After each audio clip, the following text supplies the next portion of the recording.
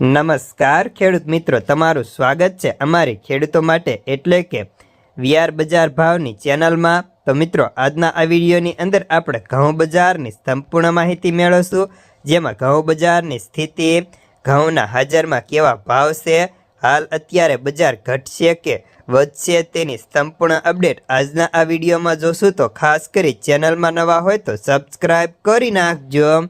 તો મિત્રો, સૌપ્રથમ તો આપણે વાત કરીએ તો હવે ખેડૂતોના ખેતરોમાંથી ઘઉંના ખળા તુરંત નીકળવા માંડ્યા છે અને મોટી માત્રાઓમાં માર્કેટ યાર્ડમાં ઠલવાવા લાગ્યા છે, જેમાં ઘઉંની બજારમાં મંદીનો માહોલ જોવા મળ્યો છે, કારણ કે અત્યારે ઢગલાબંધ ખેડૂતોની વેચવાલી છે। જ્યારે ગોંડલમાં આજે મિલ ક્વોલિટીના ભાવ ઘટીને નીચામાં 400 સુધી પહોંચી ગયા હતા, જો કે તેની ક્વોલિટી ખૂબ જ નબળી હતી। આગામી દિવસોમાં ઘઉંની બજારમાં વેચવાલી કેવી આવે છે તેના ઉપર જ બજારનો આધાર રહેલો છે। હાલના તબક્કે કોઈ મોટી મંદી દેખાતી નથી। સરકાર દ્વારા જો ખરીદી શરૂ થશે તો બજારને ટેકો મળી શકે તેવી ધારણા છે। ગુજરાતમાં સરકારી ખરીદી માર્ચ મહિનાની શરૂઆતથી જ શરૂ થઈ જાય તેવી હાલ અત્યારે જાહેરાત કરવામાં આવી છે।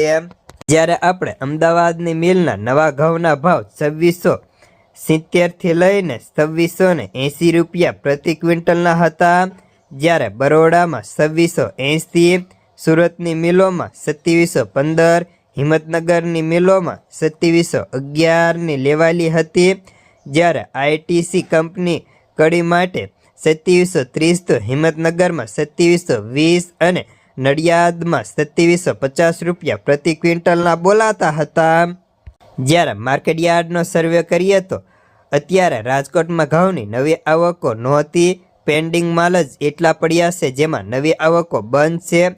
જ્યારે ક્વોલિટી પ્રમાણે વાત કરીએ તો ભાવ આજે 480 થી 486, એવરેજમાં 486 થી 492, સારી ક્વોલિટીમાં 495 થી 510ના હતા, જ્યારે ઊંચામાં 520 થી લઈને 611 રૂપિયા બોલાતા હતા।